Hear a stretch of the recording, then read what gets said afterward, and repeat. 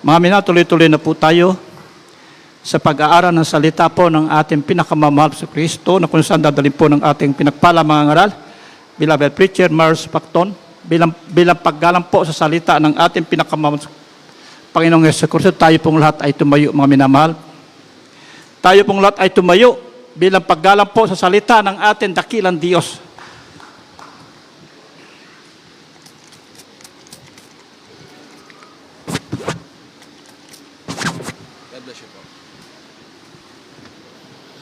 Praise the Lord. Everybody shout, praise the Lord. Salamat sa ating mahal na Panginoon. God bless you po sa ating beloved preacher, Brother Rico Balise. Salamat po sa mahal na Panginoon. Lahat po ng mga nagagalak sa araw na ito sa ating mahal na Panginoon. Pumalakpak po tayo ng isang masiglang palakpak para sa ating mabait na Diyos. Lahat ng pinagpala ng mahal na Panginoon, sumigaw ng malakas na praise the Lord. Salamat sa mahal na Panginoon. Espesyal po ang araw na ito para po sa lahat po ng mga ama ng tahanan. Kaya binabati po natin ang lahat po ng mga tatay, lahat po ng mga ama ng tahanan na narito po ngayon sa gawain ng mahal na Panginoon at saan man dako na naaabot ang gawain ng dakilang Diyos. We greet everyone po. Happy Father's Day po sa ating lahat. Dapat po tayo ay masaya dahil ang ating dakilang Diyos, ang ating Heavenly Father in Heaven, sa Kanya nagmula ang lahat ng bagay na ating ipinagdiriwang na ngayon, ating pinasalamatan lahat ng bagay na nagmula tanging sa ating dakilang Ama sa langit, ang ating pinakamamahal na Panginoong Jesus. Tayong lahat ay manalangin, purihin ang ating mabait na Diyos. Praise the Lord. Hallelujah. O po dakila mapagpala ang makapangyarihan po naming Diyos, aming pinakamamahal na Panginoon. Kami dakilang Diyos ay nagpapasalamat po sa araw na ito sa iyong paggabay at patnubay sa bawat yugto, mahal na Panginoon, na banal mong gawain. Maraming salamat, higit po sa lahat, sa iyong napakatamis na presensya na patuloy mong ipinadarama sa aming lahat. Mula sa aming pagpupuri, mahal na Panginoon, kami sinamahan mo sa mga patotoo na aming napakinggan, mahal na Panginoon, ang pagkilos sa iyong presensya sa mga awitin ng mga beloved choir, sa mga anak mong matapat na nagbigay at nagkaloob. Narito kami sa aming pakikinig na yung mga banal na salita. Lumalapit kami at nagpapakumbaba, kahabagan mo kami at patawarin. At sa pangkalahatan, bunga ng panalangin ng aming minamahal ginagalang mahal na pastor, lakipan mo ng kapangyarihan, pag-ibig at pananampalataya, mga banal mo salita sa araw pong ito, at sa makapangyarihang pangalan ni Jesus, sinasaway namin ng lahat ng hadlang, lahat ng gawa ng kaaway, all demons of hindrances and belief and doubts, cast out from us in the mighty name of Jesus. And everybody shout, praise the Lord. Praise the Lord, glory to Jesus, glory to God. Maraming salamat po sa ating pinakamahal na Panginoon.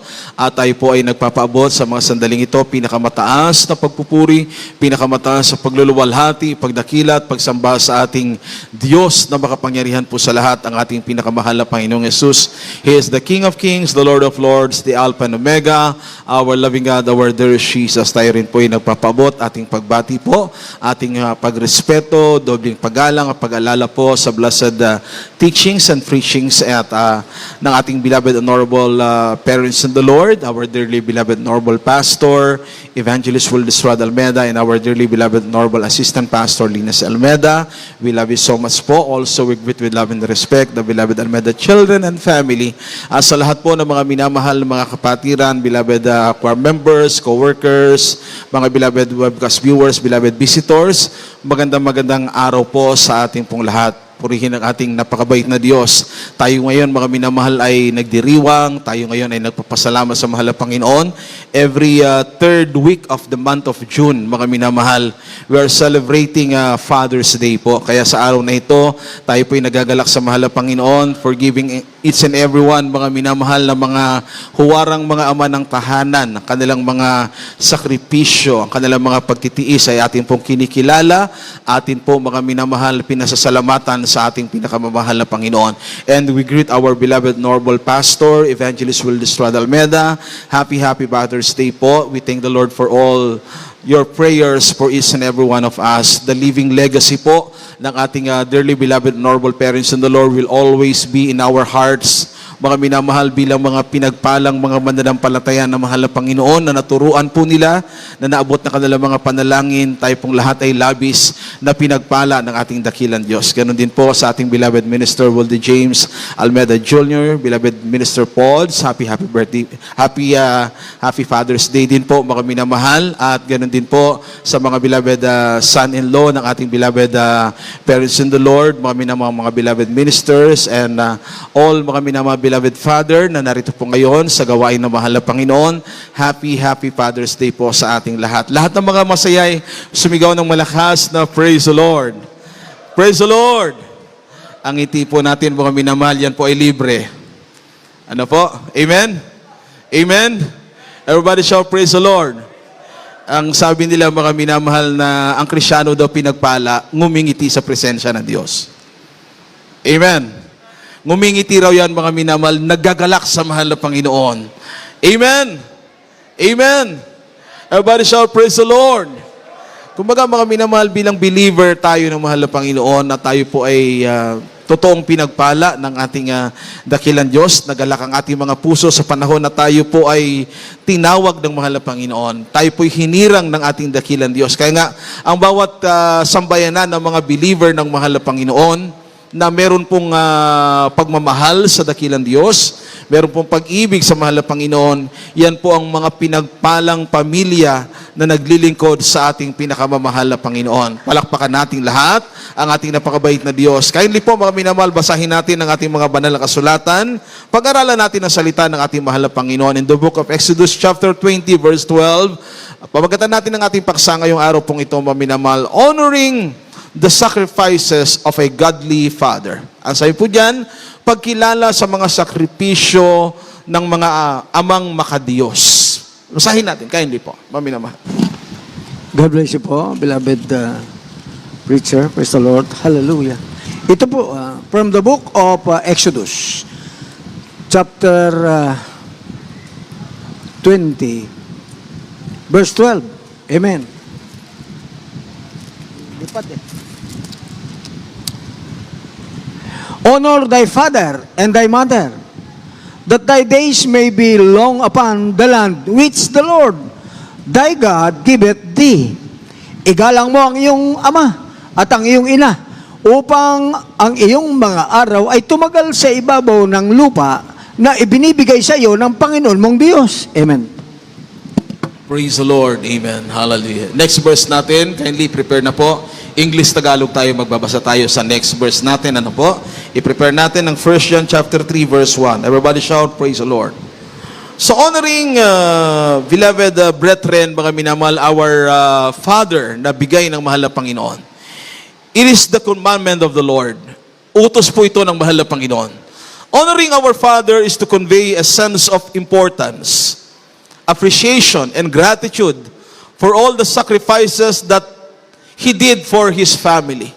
Ibig sabihin po kami naman, pag kinikilala po natin yung mga sakripisyo po nila, tayo po na mga pinagpala ng dakilang Diyos na narito tayo ngayon, nakatayo tayo ngayon, mga minamahal, meron pong gumabay po sa atin nung tayo po yung mga maliliit at mga bata pa. Nang hindi pa natin alam kung ano ang kalagayan ng mundo, kung anong gagawin natin, sila po mga minamahal ang gumabay at nagturo sa atin. Kaya nga, ang araw na ito mga minamahal ay napakahalaga bilang mga naglilingkod sa dakilang Diyos na ating tahanan ngayon mga minamahal ay pinaghaharian ng kapayapaan na nagmumula sa ating mahal na Panginoon. Ang sabi ng salita ng ating dakilang Diyos, isa sa mahalagang ipinag-utos ng mahal na Panginoon, honor your father, mga minamahal, and your mother. Amen. Kinikilala natin sila mga minamahal. Kaya nga, nagpapasalamat tayo sa ating mahal na Panginoon. Kung anong meron tayo ngayon, ito po'y nagmula lahat sa ating dakilang Diyos. When we say we honor them, mga minamahal, kinikilala natin sila, ina-appreciate natin yung kanilang mga sakripisyo. Everybody shout, praise the Lord.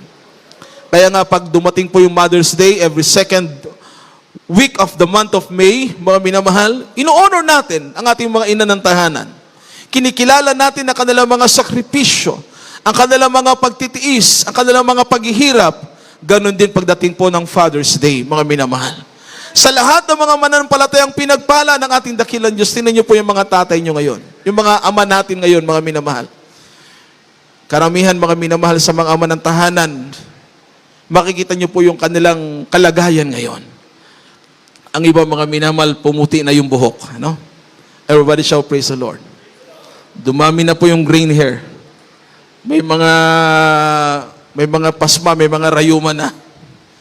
Sakripisyo, mga minamahal, isipin niyo po. Tulog pa yung mga anak nila, gising na sila para maghanda ng ibabao ng kanilang mga anak pagpasok sa school. Everybody shout, amen. Minsan mga minamahal, wala nga pambaon eh. Gagawa ng paraan yung nanay dahil wala yung tatay, mga minamahal. Gagawa lahat ng paraan, mga minamahal, yung tatay pagka naroon na sa tinatawag na kagipitan.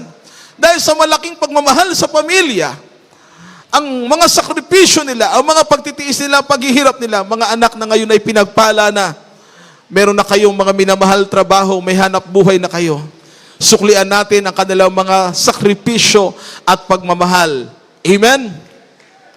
Dati, yung mga tatay ang nagbibigay ng regalo sa mga anak. Ngayon, baliktad na po. Dapat. Yung mga anak na yung magbibigay ng regalo sa kanilang mga tatay. Okay ba yun sa mga tatay o minamahal? Palakpakan natin lahat ang ating mahal na Panginoon. Everybody shout, praise the Lord. Kung wala pang pambiling regalo, mga minamahal, prayer na lang po. Dahil mahalaga din, mga minamahal, na ipagpipray po yung kalusugan ng inyong mga tatay, mga minamahal.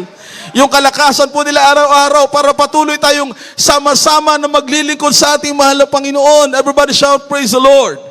Sapagkat kung pagmamahal ang ating pag-uusapan, hindi po natin mahihigitan ang pagmamahal ng ating dakilang Ama doon sa langit. Basahin natin, 1 John chapter 3 verse 1. Kindly po, praise the Lord. Sa mga nakalagay po ng mga verses, Bible reader, kindly, tuloy-tuloy po tayo dyan. English, Tagalog po tayo.